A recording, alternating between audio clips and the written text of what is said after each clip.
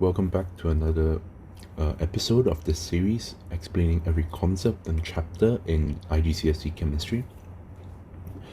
Thank you for watching the last episode, and today I will begin with the topic of diffusion, which is the last sub-chapter of the previous chapter. Diffusion is the movement of particles. Well, first of all, let's define diffusion. Diffusion is the random movement, which is a key word, random movement of, as I said, particles from a higher concentration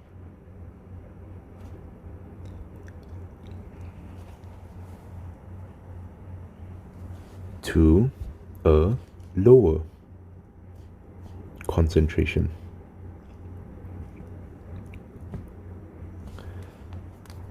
So what does this phrase mean? From a higher concentration to a lower concentration. What does that mean? Let me give you an example.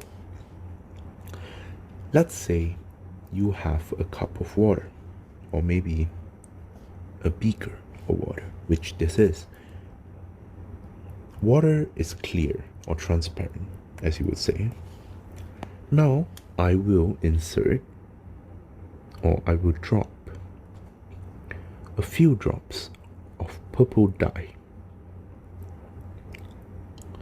At first, it will land in the water as these chunks of purple dye, right? Okay, let me just label this as water. Alright. But give it some time, it will turn the entire liquid purple. Right? In order to explain this, we have diffusion,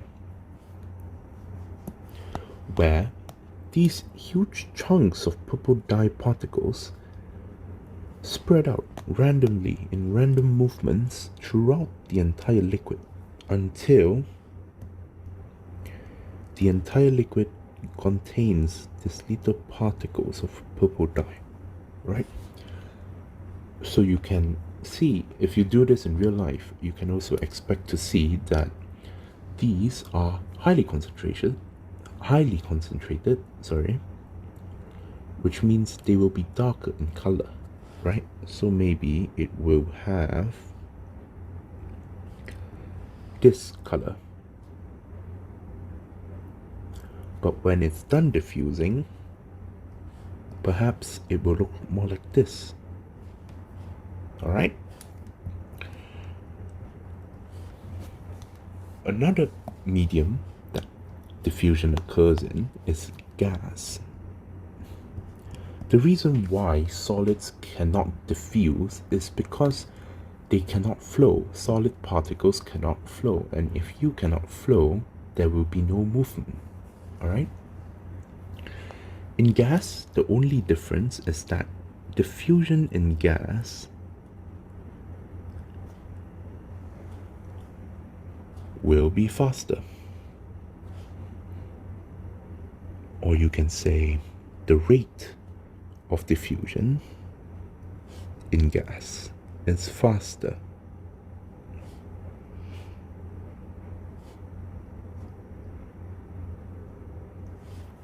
Alright? So that's basically all of diffusion.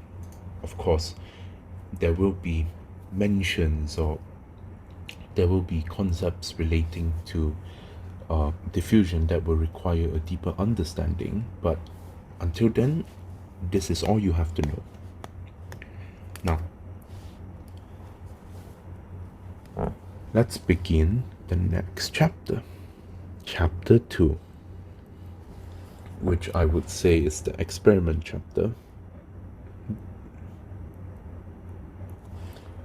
Well, the first concept that I have to explain is filtration, which is the first method of separation. Method of separation. That is why it's called, because it separates one substance from another. So let's say there are two types of particles in a liquid. These methods separate them. So let's say there's two types of particles. These methods will separate those two particles. All right? So to begin, filtration.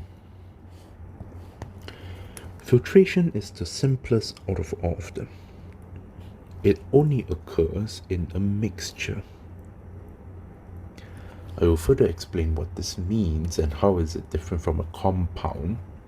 But until then, all you have to understand is that a mixture is as simple as that, a mixture of two substances. And in this case, it is a mixture of a solid and a liquid.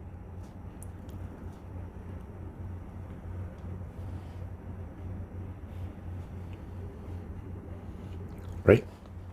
So to explain this, I like to give the example of sand and water.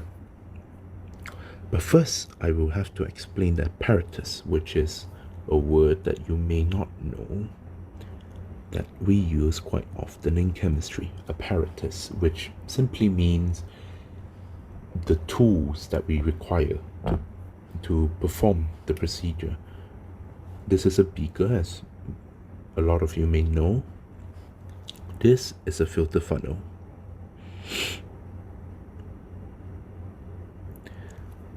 You may have seen this in the kitchen or somewhere else where it will require you to sieve out things. This is filter paper, a special type of paper that helps you filter the mixture. So, sand and water, it will be placed here, all right?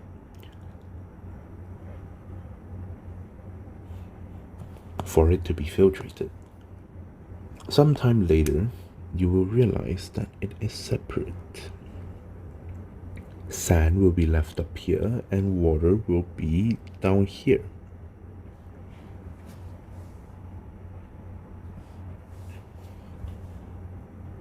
And how we categorize these substances?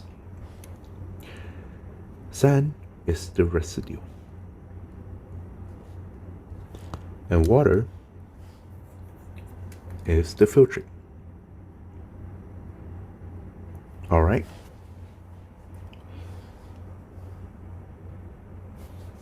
Okay. The next method I would like to explain is decanting, which is also another simple concept. Let's say you cook a pot of vegetables. Okay, there are vegetables in here.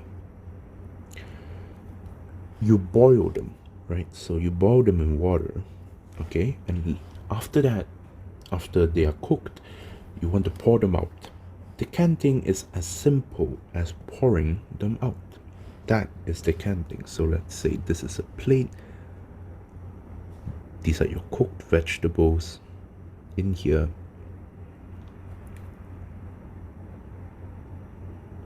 Decanting is the process of removing the water. So the water will be poured out to this bowl, and then what is left is the vegetables inside the pot without the water. That is decanting, as simple as that. After that, there is centrifuge or centrifuging, where it is usually used for blood, to separate blood from any impurities. It's usually attached onto a centrifuge machine that looks a lot like this. If you have Google or any type of internet service, I would say you should look up how a centrifuge looks like. Something like this. And what will happen is that it's usually electronic, so it will be turned on and it will spin really fast in one direction in a circle. It will spin very fast in one direction.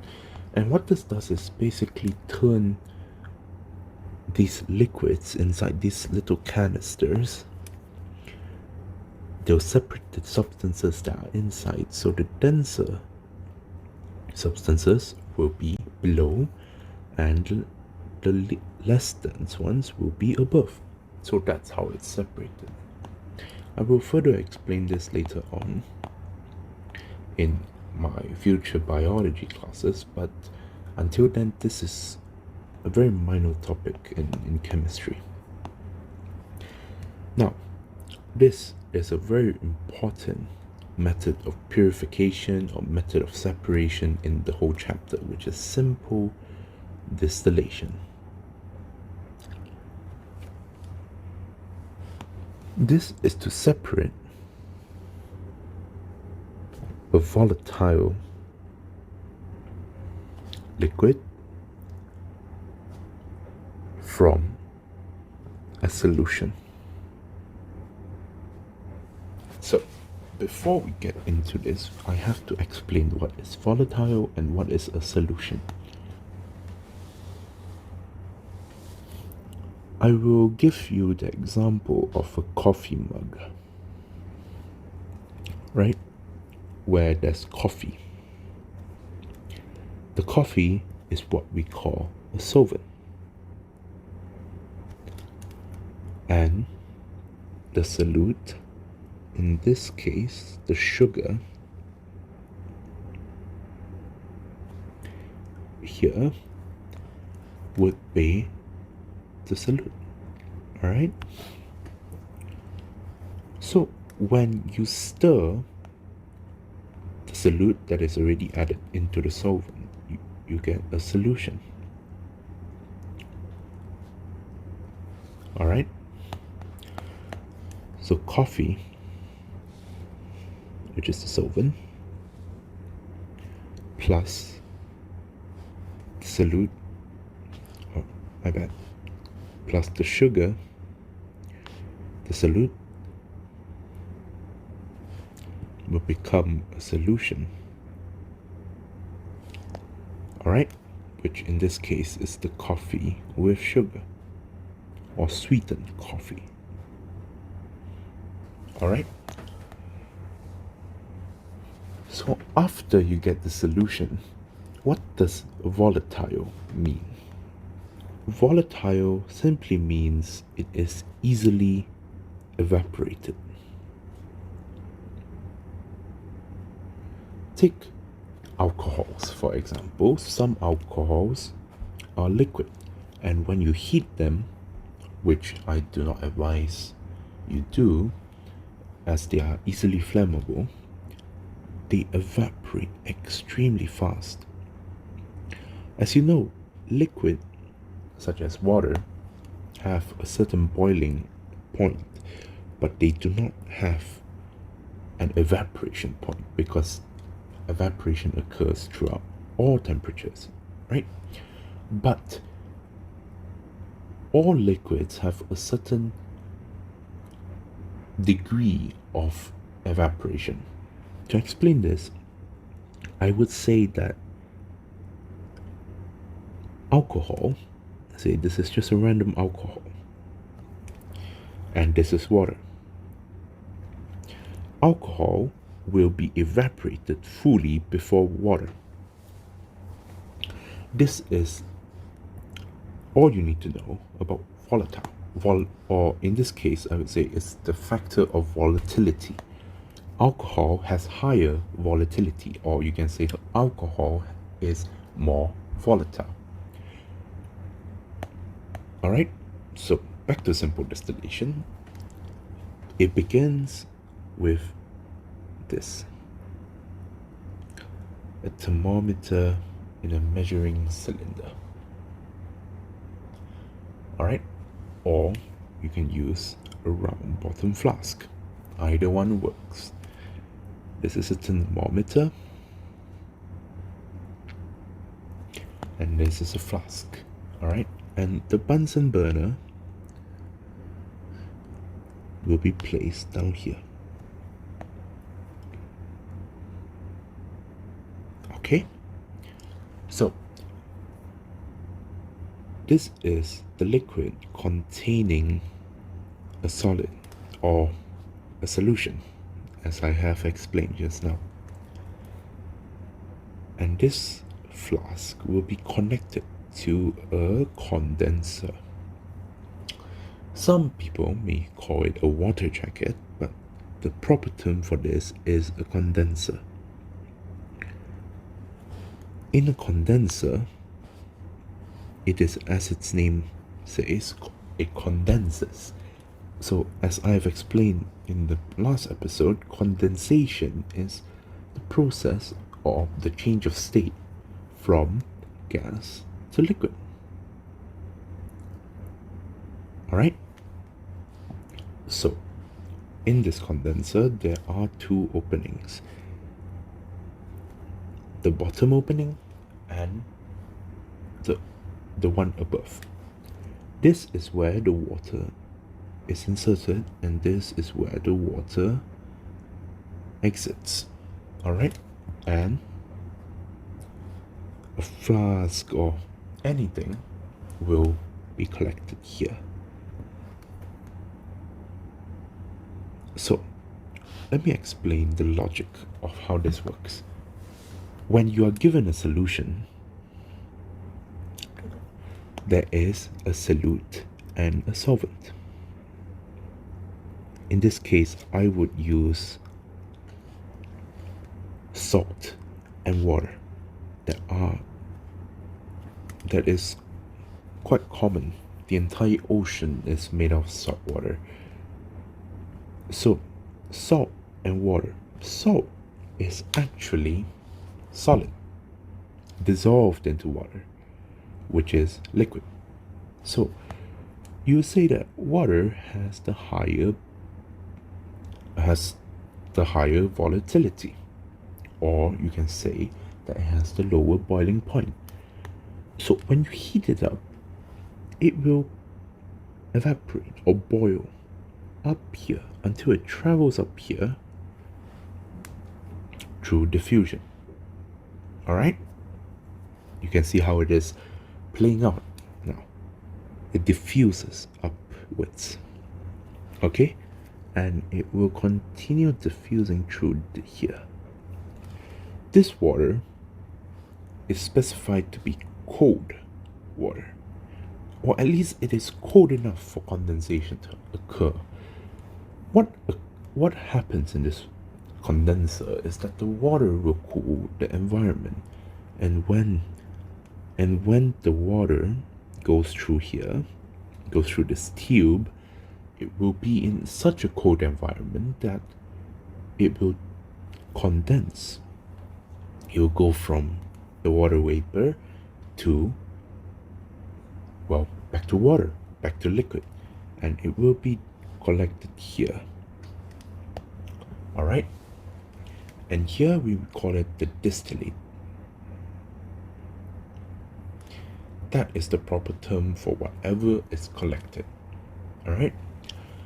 In the next episode, I will explain further into this chapter, because simple distillation is just another version of distillation. There is also fractional distillation, which is very, very important in the rest of the syllabus. But until then, thank you for watching, and I will see you in the next video.